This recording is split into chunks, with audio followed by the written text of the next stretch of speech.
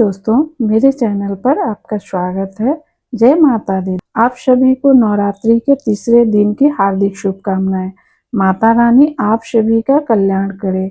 आज हम इस वीडियो में बात करेंगे शारदीय नवरात्रि 2025 के तीसरे दिन के पूजा का। माँ दुर्गा के तीसरे शक्ति स्वरूप को चंद्रघंटा के नाम से जाना जाता है और नवरात्रि का तीसरा दिन माँ चंद्रघंटा को समर्पित है। इस वर्ष नवरात्रि के तीसरे दिन देवी के इस स्वरूप की साधना की जाएगी। माता का यह स्वर्णिम और अलौकिक है। 10 भुजाओं वाली देवी चंद्रघंटा के मस्तक पर मुकुट सुशोभित है, जिसमें घंटे के आकार का अर्धचंद्र विराजमान है। यही कारण है कि माता के इस स्वरूप को चंद्रघंटा के नाम से पुकारा जाता है। माँ चंद्रघंटा को लाल रंग अति प्रिय है और इस बार नवरात्रि के तीसरे दिन माँ चंद्रघंटा की पूजा के लिए शुभ रंग लाल है। नवरात्रि के तीसरे दिन माँ चंद्रघंटा की पूजा करने से साधक के समस्त पाप और बाधाओं का नाश होता है। माँ का यह रूप सुख शांति प्रदान करने वाला है तथा इनकी साधना करने से साधक को सभी तरह के रोग और दोषों से मुक्ति मिलती है। अब पूजा विधि के बारे में जानते हैं। सब प्रथम सुबह नित्य कर्मों से निवृत्त होकर स्नान करके स्वच्छ वस्त्र धारण करें। चौकी को साफ करके वहां गंगा जल का छिड़काव करें।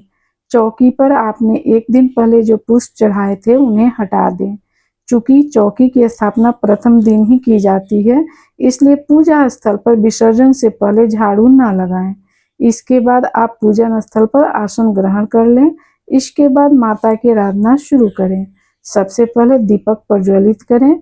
अब ओम गंग गणपते नमः का 11 बार जाप करके भगवान गणेश को नमन करें।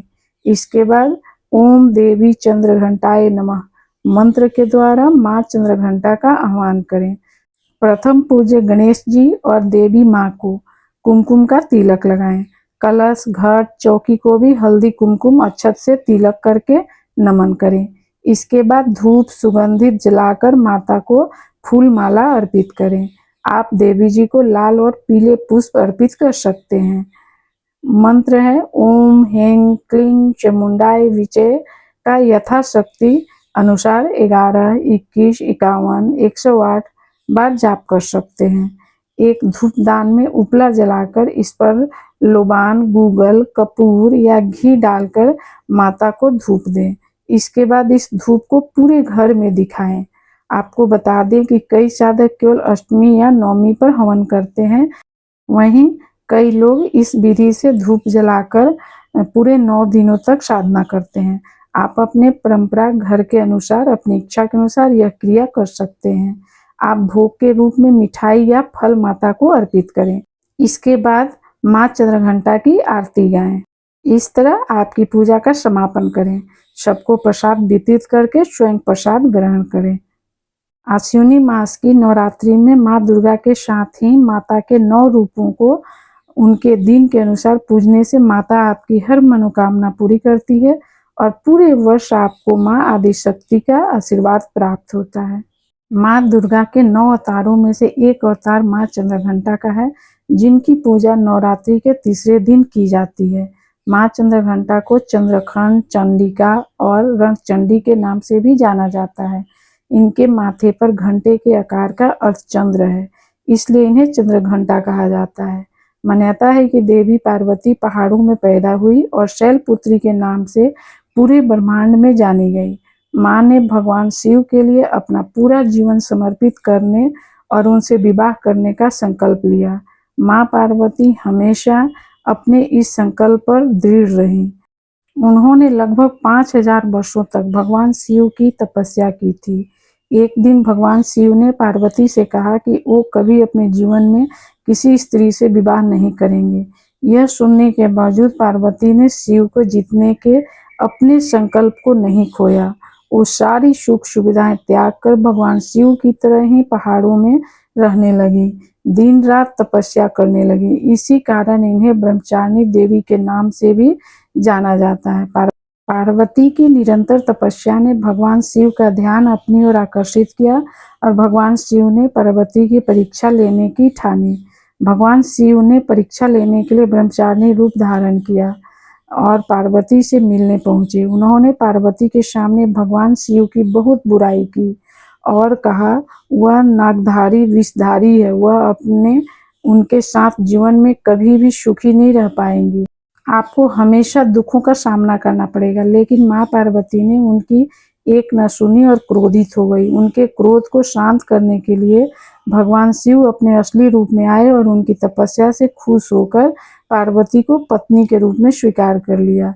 लेकिन पार्वती ने शिव से उनके घर आकर पूरे विधि विधान के साथ विवाह का आग्रह किया। जिसके कुछ समय बाद जब भगवान शिव पार्वती का विवाह का समय आया तो भगवान शिव कुछ ऐसी बारात लेकर पहुंचे जिसमें भूत, तपस्वी, ऋषि, अघोरी शामिल थे। सबसे अचंभित करने वाली बात तो यह थी कि भगवान शिव के गले में फूलों की जगह सांपों की माला थी।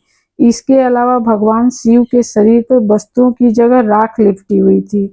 उस वक्त पार्वती ने भगवान शिव को शर्मिंदगी से बचाने के लिए माँ चंद्रघंटा का भयानक अवतार धारण किया।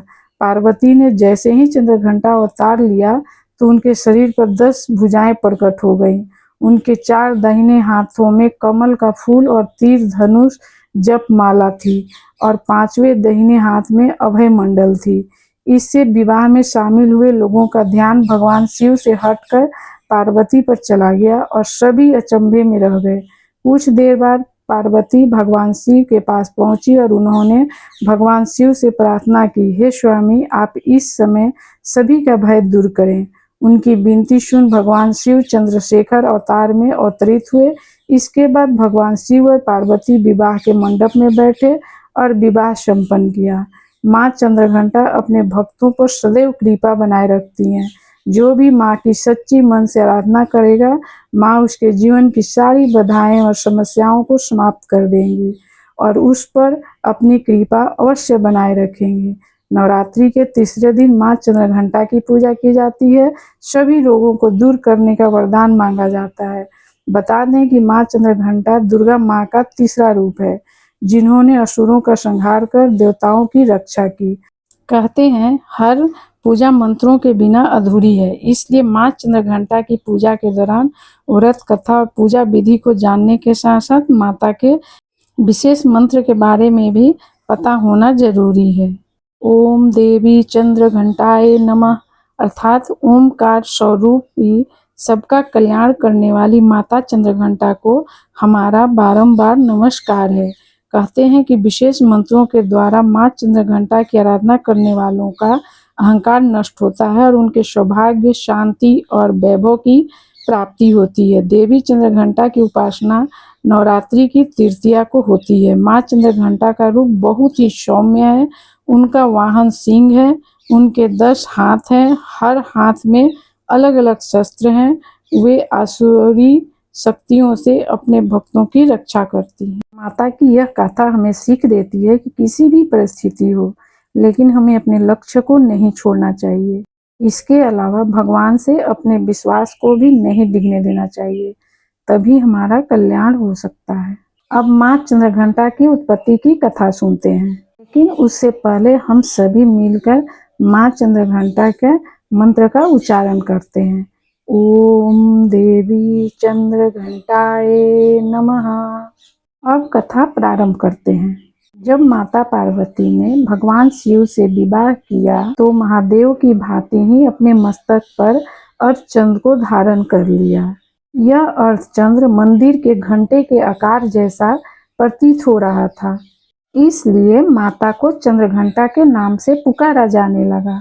एक समय की बात है जब देवताओं और दानवों के में भीषण युद्ध चल रहा था। देवता अपनी समस्त शक्तियों के साथ भी असुरों को पराजित कर पाने में असमर्थ थे। वे सभी अत्यंत भयभीत होकर त्रिदेव यानी कि ब्रह्मा, विष्णु, महादेव की शरण में पहुंचे और उनसे अपने प्राणों की रक्षा करने की प्रार्थना करने लगे। तब भगवान ब्रह्मा, विष्णु, महेश और सभी देवताओं ने अपने विशेष अस्त्र शस्त्र माता चंद्रघंटा को प्रदान किए और मां ने समस्त असुरों का नाश किया। मां चंद्रघंटा की कृपा से देवताओं को इस युद्ध में विजय प्राप्त हुई। तो यह थी मां भगवती के चंद्रघंटा स्वरूप की उत्पत्ति की कथा। अब चलिए जानते हैं माता चंद्रघंटा की पूजा करने से भक्तों को क्या क्या लाभ होते हैं। ऐसी मान्यता है कि माँ चंद्रघंटा की साधना करने से घर में समृद्धि का वास होता है और माता अपने सभी भक्तों को दीर्घायु होने का आशीर्वाद देती है, साथ ही उनका कल्याण करती हैं। शुक्र ग्रह माँ चंद्रघंटा द्वारा शासित होता है, इसलिए नवरात्रि के तीसरे दिन माता की आराधना करने से साधकों पर शुक्र ग्रह की कृपा बनी रहती है। नवरात्रि के तीसरे दिन साधक का मन मणिपुर चक्र में उपस्थित होता है, इसलिए इस दिन उन्हें स्थिर मन के साथ माता की पूजा करनी चाहिए। ऐसा करने से उन्हें अपने आसपास माता की दिव्य शक्ति का आभास होता है। नवरात्रि की तृतीया पर विवाहित स्त्रियों को बुलाकर उनका पूजन करना चाहिए। उन्हें भोजन में दही या हलवा खिलाकर उन्हें भेंट स्वरूप कलश और मंदिर की घंटी देनी चाहिए। माँ चंद्रघंटा अपने उपासकों को निर्भय होने का आशीर्वाद देती है, साथ ही विद्यार्थियों को माँ की आराधना से विशेष लाभ मिलता है। देवी चंद्रघंटा अपने साधकों की हर प्रकार से रक्षा करती हैं। हम आशा करते हैं कि माँ चंद्रघंटा से संबंधित व्रत, पूजा और जो जानकारियाँ आपको बहुत अच्छी लगी होगी। माँ आपकी मनोकामना अवश्य पूरा करेंगी। तो बोलिए माँ चंद्रघंटा की जय। तो दोस्तों, यह जानकारी आपको अच्छी लगी तो कमेंट में जरूर जय माता दी लिखिएगा। अगर आपको कोई सवाल हो तो कमेंट में जरूर पूछिएगा और इस वीडियो को लाइक कर दें, शेयर करें और साथ ही चैनल को सब्सक्राइब करें। जय माता दी।